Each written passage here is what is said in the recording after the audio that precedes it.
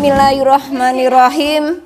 Assalamualaikum warahmatullahi wabarakatuh. Selamat datang kembali di Safir Ramadan, Semarak Virtual Ramadan min 1 Temanggung. Segala puji hanya milik Allahu Rabbi, segala zat yang maha ghafur, zat yang maha syukur, yang telah memberikan beribu-ribu nikmat yang tidak terukur. Nikmat iman, nikmat Islam, sampai nikmat sehat walafiat, sehingga kita bisa bersua di tempat yang insya Allah diberkahi Allah Subhanahu wa Ta'ala. Seandainya lautan yang ada di muka bumi ini Allah jadikan tinta, lalu pepohonan-pepohonan Allah jadikan pena, dan dedaunan Allah jadikan kertas, niscaya ia tidak akan cukup untuk menuliskan nikmat-nikmat Allah yang berikan kepada kita. Salawat serta salam kita limpahkan kepada Nabi akhirul zaman, seorang nabi yang lahirnya saja membuat goncang alam semesta, membuat heboh para malaikat Allah Subhanahu wa Ta'ala, yang kalau bukan karenanya tidak akan Allah ciptakan alam semesta ini. Siapakah beliau? Tidak lain dan tidak bukan, yaitu Nabi Muhammad SAW. Semoga keluarganya, sahabatnya, dan kita selaku umatnya yang mengikuti sunnah-sunnahnya mendapatkan syafaatnya. Para pemirsa yang dirahmati Allah, pada kesempatan ini saya ingin menyampaikan beberapa nasihat dari ulama untuk kita semuanya yang merasa pernah meninggalkan sholat atau yang sampai hari ini masih mengabaikan sholat dan masih sering meremehkan ibadah sholat. Para ulama menjelaskan tentang ancaman dari Allah bagi orang yang meninggalkan sholat. Para pemirsa yang dirahmati Allah, di dalam rukun Islam, sholat itu termasuk rukun Islam yang kedua setelah syahadat. Artinya akan ditolak keislamannya walaupun dia mengatakan asyhadu alla ilaha illallah wa asyhadu anna muhammadur rasulullah. Tetapi dia sengaja tidak melaksanakan sholat tanpa uzur yang diperkenalkan. Bahkan di dalam Al-Quran, Allah berkali-kali memberikan kalimat ancaman, di antaranya fawailul lil musallin alladzina hum an sholatihim sahun. Celakanya orang yang tidak sholat, yaitu orang yang lalai di dalam sholatnya. Apa maksud lalai dari sholatnya? Dia sudah sholat, tetapi sholatnya asal-asalan. Orang yang sholatnya tidak khusyuk. Orang yang sholatnya kadang dia lakukan, kadang ia tinggalkan. Orang yang sholatnya buru-buru tidak memenuhi rukun.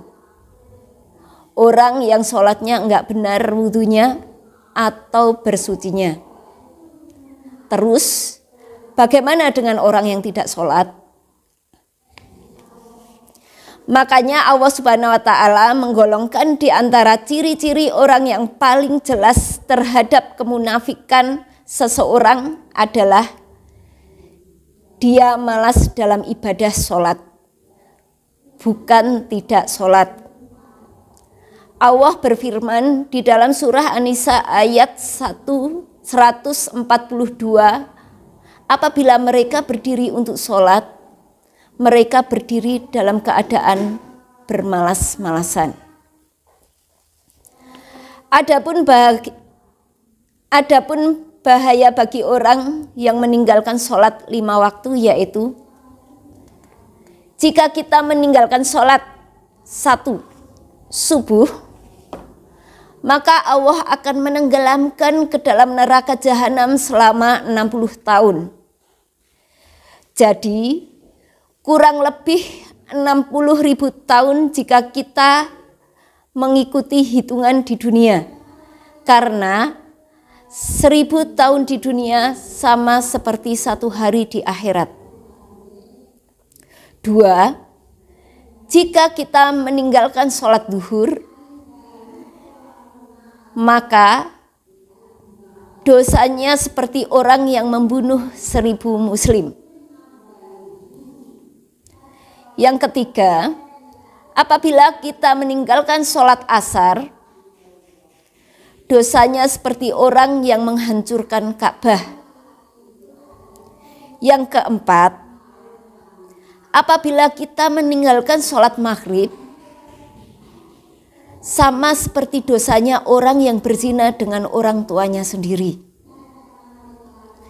Dan yang kelima, apabila kita meninggalkan sholat isya, sesungguhnya Allah Ta'ala berseru, "Hai orang yang meninggalkan sholat isya, bahwa aku tidak ridho jika kamu tinggal di bumiku dan menggunakan segala nikmat-nikmatku, segala yang dikerjakan dan digunakan ialah berdosa kepada Allah Subhanahu wa Ta'ala."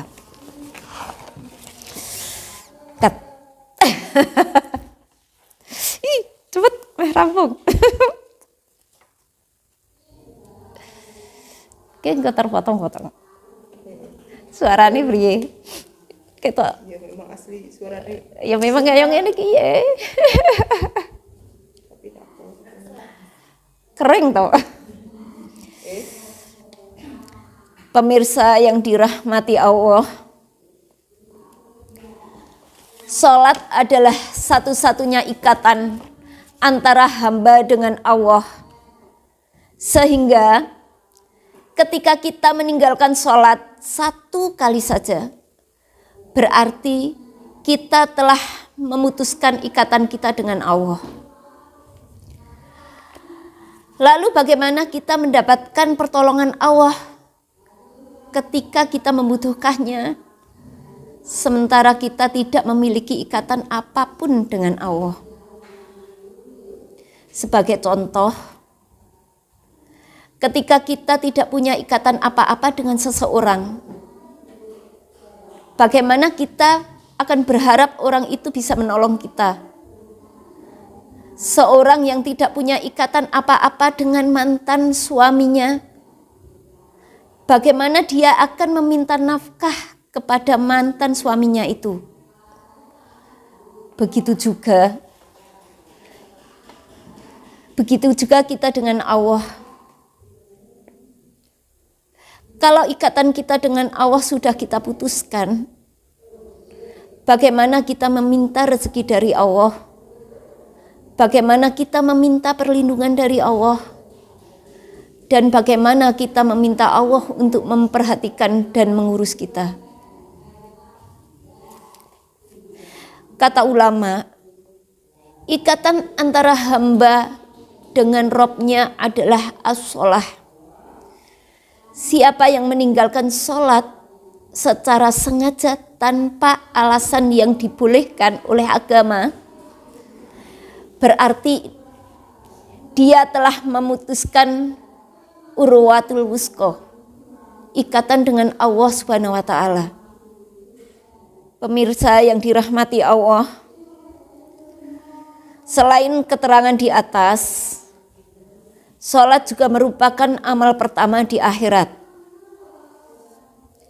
Nanti di akhirat, sholat adalah amal pertama yang akan ditanya oleh Allah.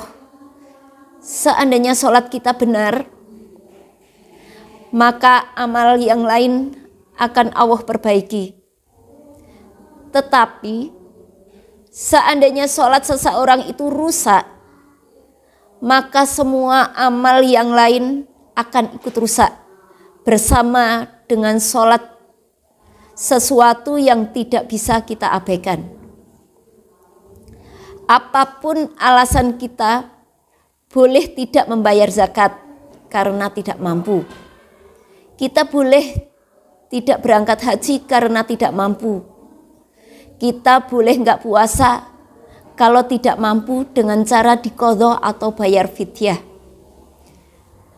Tapi kita tidak bisa meninggalkan sholat karena jika kita tidak bisa melakukan tepat waktu karena lagi musyafir, kita bisa menjamak, tidak bisa melakukan di masjid karena ada uzur tertentu, misalnya hujan badai dan seterusnya, kita bisa melakukannya di rumah.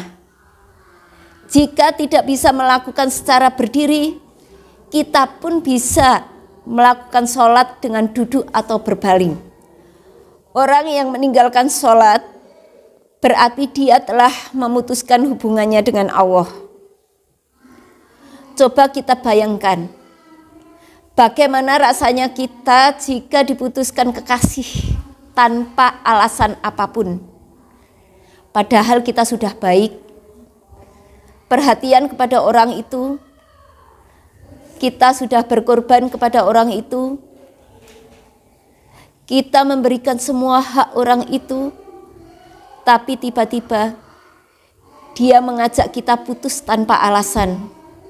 Dia meninggalkan kita tanpa alasan apapun. Bagaimana perasaan kita?